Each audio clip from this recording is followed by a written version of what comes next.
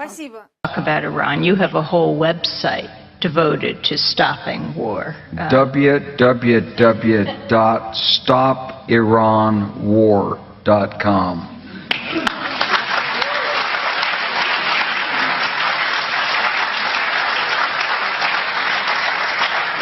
Do you see a replay of what happened in the lead up to the war with Iraq? The allegations of the weapons of mass destruction, the media leaping on to the bandwagon? Well, in a way, but you know, history doesn't repeat itself exactly twice.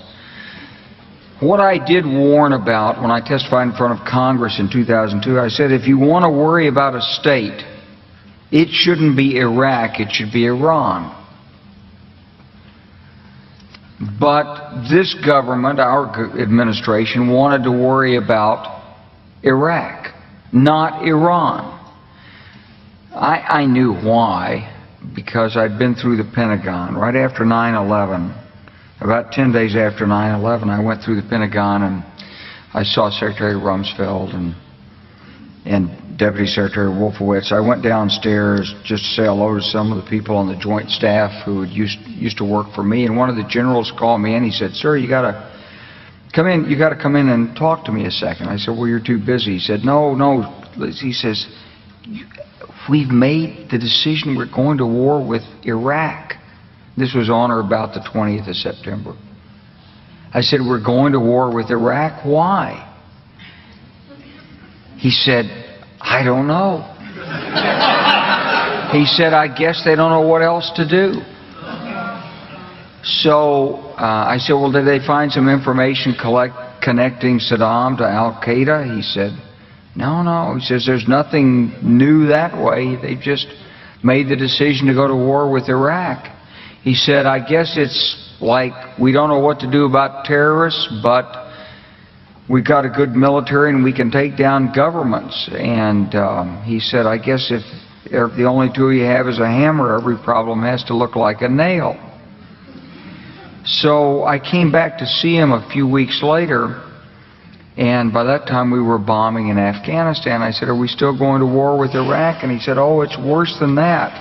He said, he reached over on his desk, he picked up a piece of paper, and he said, I just got this down from upstairs," meaning the Secretary of Defense's office today, and he said, "This is a memo that describes how we're going to take out 7 countries in 5 years, starting with Iraq and then Syria, Lebanon, Libya, Somalia, Sudan, and finishing off Iran." I said, "Is it classified?" He said, "Yes, sir." I said, "Well, don't show it to me." And I saw him a year or so ago, and I said, "You remember that?" He said, "Sir, I didn't show you that memo. I didn't show it to you." I'm sorry, what did you say his name was? I'm not going to give you his name. So go through the countries again. Well, starting with Iraq, then Syria and Lebanon, then Libya, then Somalia and Sudan, and then back to Iran. And the administration has stubbornly refused to talk with Iran about their perception, in part because they don't want to pay the price with their our U.S. domestic political base, the right-wing base, but also because they don't want to legitimate a government that they've been trying to overthrow.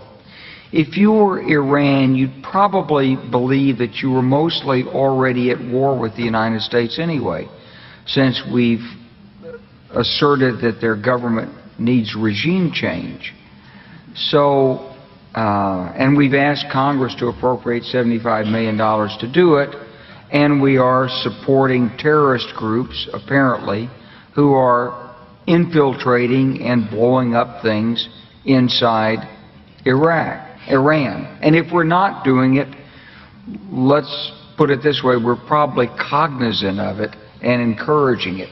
So it's not surprising that we're moving to a point of confrontation and crisis with Iran.